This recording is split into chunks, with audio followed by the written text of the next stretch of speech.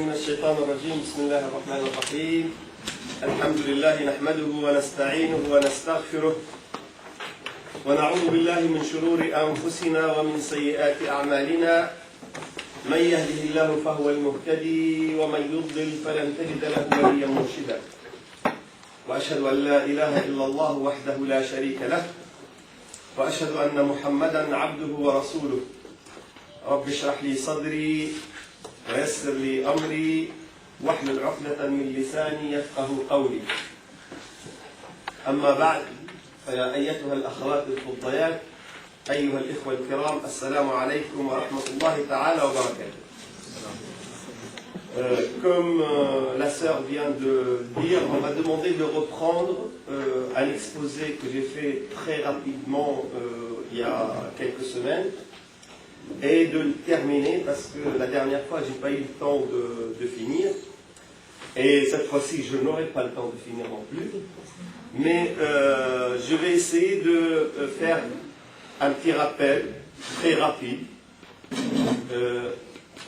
Les adjectifs que j'utilise n'ont pas la même signification que ce que vous avez dans vos têtes quand je dis très rapide, c'est-à-dire 1 heure à peu près, donc de rappel de ce que j'ai fait la dernière fois, un petit survol historique de l'origine de l'affaire palestinienne, entre guillemets.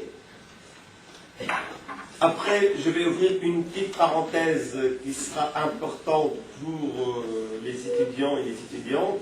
C'est la place de la Palestine dans la théologie musulmane, d'où sa place dans le cœur des musulmans. Pourquoi on donne autant d'importance à la Palestine et pas autant à l'Irak, à l'Afghanistan, à d'autres foyers qui sont en feu, en Darfour, en Somalie, etc. Il y a pour ça des raisons à la fois historiques, mais surtout des raisons théologiques. J'aimerais exposer quelques-unes. Il y en a au moins une trentaine de raisons. Je n'aurai pas le temps de tout exposer, mais les plus importants. Et après, je vous donnerai une petite pause et je reprends pour parler de l'histoire presque contemporaine de la Palestine. Parce que l'histoire immédiate de la Palestine, ça va me demander énormément de temps, peut-être 3-4 heures. Et comme je sais que l'histoire immédiate, contemporaine, elle est accessible sur des sites internet, elle est accessible sur des références qu'on trouve un peu partout. Et ce qui pose problème, c'est l'histoire ancienne qui est surtout camouflée, cachée, et qui est ignorée par les musulmans, et elle est falsifiée par les non-musulmans. C'est pour ça que je vais mettre l'accent sur l'histoire ancienne, et je parlerai un peu de l'histoire contemporaine, mais comme je serai limité par le temps, donc je ne vais pas développer cette histoire contemporaine, je vais vous renvoyer à des références. J'avais promis, et je vais tenir ma promesse, Inch'Allah, de faire la photocopie des livres qui me servent de référence. Il y a entre 100 et 200 livres. 90% sont en français. Donc je vais faire photocopie des couvertures, puis je vais les donner à l'administration qui, c'est lui qui veut prendre des photocopies de ces livres.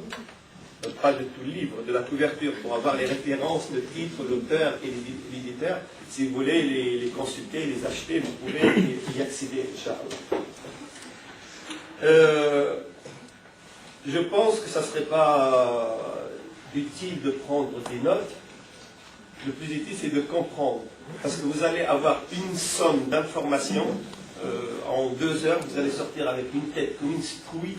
Et si en plus vous écrivez, ça ne sert à rien. Je crois qu'il y a des frères et des sœurs qui sont en train d'enregistrer. Ils vont peut-être vous communiquer l'enregistrement plus tard.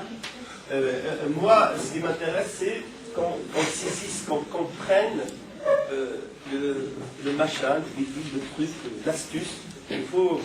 La compréhension, c'est le plus important. Notez des dates, des trucs comme ça. De toute façon, vous n'allez pas arriver à suivre. Parce que comme je suis limité par 3 heures, je vais éviter un nombre très important d'informations que j'ai envie qu'elles soient assimilées, comprises, au lieu d'être notées et zappées de l'esprit. L'objectif de cet exposé, c'est répondre à une prétention juive, entre parenthèses, israélienne et occidentale, qui affirme que la terre de Palestine, elle est la terre des Juifs. Et cette affirmation, elle est véhiculée même par les musulmans d'une manière inconsciente. Entre nous, hors micro, il y a des chaînes satellites qui sont très populaires maintenant, qui ont beaucoup d'influence sur l'opinion publique musulmane, mais qui avaient pour mission au début de leur création de banaliser, de vulgariser le terme Israël. Avant, on parle de Al-Adou al-Sahiyoni, l'ennemi sioniste. Et on ne parle pas d'Israël, on parle de Palestine al-Muhtalla, la Palestine occupée. Parce qu'on a du mal à reconnaître l'État d'Israël. Ben, les radios musulmanes, les chaînes musulmanes, entre guillemets, ont eu comme consigne, et quand les Arabes ils ont décidé de faire la paix avec les Israéliens, de banaliser le terme Israël et de parler de... Et quand vous ouvrez des chaînes d'information arabes, on vous parle du Premier ministre israélien qui s'est déplacé, on vous parle du gouvernement, on vous parle des élections, on couvre même les élections israéliennes, on parle même des faits divers en Israël pour finir par graver dans le disque dur de cette génération et la génération future que c'est un fait accompli, qu'Israël elle est là, il faut l'accepter, puisqu'on nous a domptés pendant des années et des années. Il n'y a pratiquement aucune chaîne, aucune radio arabe ou musulmane qui parle de la Palestine encore comme terre occupée. Parle d'une partie qui est occupée, mais le reste c'est l'État d'Israël. Et quand on parle de paix, c'est-à-dire qu'on reconnaît l'État d'Israël dans ses frontières, et on veut sur d'autres petits arpents de terre donner un peu de place pour les Palestiniens. Donc on va essayer de remonter à l'origine, et ça c'est un rappel pour ceux et celles qui ont déjà assisté à cet exposé, je m'excuse, mais comme on m'a dit qu'ils vont enregistrer, on m'a dit de reprendre justement le rappel parce qu'il n'a pas été enregistré la dernière fois.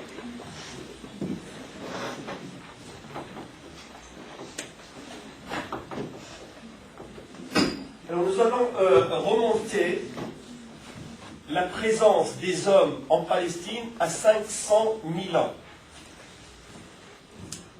502 000, puisque 500 000 ans avant Jésus-Christ, on a trouvé des traces en Palestine, des traces de civilisation humaine primitive, puisque, comme vous savez, dans l'histoire, de 500 000 jusqu'à 14 000 ans, c'est ce qu'on appelle l'âge de pierre, et on a trouvé justement des outils, on a trouvé une présence dans toute la partie que je vais dessiner tout à l'heure, qui est considérée comme la Palestine d'aujourd'hui. Mais le plus important, c'est que nous avons une ville qui est considérée comme la première ville au monde. L'archéologie a démontré que la première construction d'une ville pensée par l'architecte comme étant une ville, c'est la ville de Ariha. La ville de Jéricho. Et cette ville-là, elle a une place extrêmement importante dans l'imaginaire juif et chrétien, et puisqu'ils pensent, comme je vais l'expliquer tout à l'heure, que c'est par là que Josué, Yusha ibn Nun, a pris possession de la terre de la Palestine, qu'on appelait à l'époque la terre de Canaan, par cette ville de Jéricho. Et cette ville, elle est considérée dans l'histoire de l'humanité comme la plus ancienne des villes. Donc la plus ancienne civilisation connue au jour d'aujourd'hui par les historiens, c'est une ville palestinienne. Et 8000 ans avant JC, il n'y avait pas de juifs, il n'y avait même pas d'hébreux, il y avait encore moins d'Israéliens. Donc la population qui a construit cette ville, elle ne peut pas être une population juive, elle ne peut pas être une population israélienne, elle ne peut pas être une population hébraïque parce qu'il n'existait pas encore. La Bible nous cite la création, et ça c'est une des erreurs flagrantes de la Bible, nous cite la création à 3760 avant Jésus-Christ. Et c'est pour ça le calendrier juif, vous rajoutez à ça 2008, nous sommes cette année, si vous regardez le calendrier juif, vous allez voir que le calendrier israélien, au jour d'aujourd'hui, c'est 5768, c'est-à-dire on rajoute les 2008 après la naissance de Jésus. Parce que la Bible fait remonter la création de l'univers, la création du monde, à cette date-là. Bien sûr, vous êtes d'accord avec moi que cette date ne correspond à rien. Le monde n'a pas été créé il y a 3700 ans ou 5700 ans. Le monde, il a été créé. En tout cas, la création de la Terre, elle remonte en tant que castre à presque 4 à 5 milliards d'années. Et la vie est apparue il y a à peu près 100 millions d'années. Et on sait que la vie s'est développée de telle manière qu'il y a eu des animaux immenses qu'on appelle les dinosaures, qui ont disparu. Ça, vous pouvez demander à mon petit-fils Amin, il connaît toute l'histoire des dinosaures, d'ailleurs mieux que moi, il connaît même leur espèce, etc. Il y a 65 millions d'années, il y a eu la disparition des dinosaures. Donc la Bible, quand elle dit ça, elle dit n'importe quoi, elle prétend n'importe quoi. Mais ce qui nous intéresse, nous, dans cette date, c'est une autre date qui est très importante, parce qu'on trouve aucune allusion à ça dans le Coran ni dans la Sunna. Par contre, cette date-là, on trouve une allusion sans préciser la date. Bien sûr, toujours il y a le signe mois, on est avant Jésus-Christ. Cette date-là, c'est la date du déluge. C'est Noé, Nuh alayhi salam. Et c'est la Bible qui fixe cette date. Et comme on n'a aucune trace historique ni archéologique, on va faire confiance à la Bible. Il n'y a rien qui nous empêche de croire que le déluge il a eu lieu en 2500 avant Jésus-Christ. Seulement, la même date a une autre importance historique, et là c'est confirmé par contre par l'histoire, par les découvertes, faites par des professeurs israéliens, par des archéologues israéliens, c'est l'installation de Canaan, l'installation de tribus arabes qui sont venues de la péninsule arabique, peut-être après le déluge, peut-être poussées par la désertification de la péninsule, et qui ont pris possession de cette terre de la Palestine. Et là, toutes les recherches historiques ont démontré que des tribus entières de Canaan sont venues et se sont installées, se sont sédentarisées dans la terre de Palestine quand 2500 ans avant Jésus-Christ. Donc la population qui a donné naissance à la ville de Jéricho, on sait qu'elle est aussi d'origine arabique, puisque c'est une population qui est venue de Yémen. On a trouvé au Yémen les mêmes outils de pierre qu'on a trouvés à Jéricho, mais on ne peut pas citer exactement quelle est la tribu. Par contre, pour 2500 ans avant JC, nous connaissons les tribus qui sont venues du sud pour prendre possession. Et tout à l'heure, quand je vais dessiner la carte, là je vais faire juste un petit plan, nous avons ici l'Irak, nous avons ici la Syrie, et nous avons ici, on va dire, la Palestine. Cette partie-là, on l'appelle Bilad Shem. Il y a ici les deux fleuves de l'Irak, et puis il y a toute une partie fertile qu'on appelle le croissant fertile. Et les gens ont déserté de l'Arabie pour prendre possession de ces terres. Et comme la Palestine, elle est la seule qui est tout près de la Méditerranée, de la mer, donc la majorité des tribus ont pris place en Palestine et sont restés là-bas. Et les Palestiniens d'aujourd'hui, ce sont les arrière petits-enfants des habitants de la Palestine de l'époque de Canaan. Il a fallu attendre 1850, moi 1850, avant Jésus-Christ, pour qu'il y ait l'apparition du terme hébreu, l'hébriyin, qu'on appelle les apirous.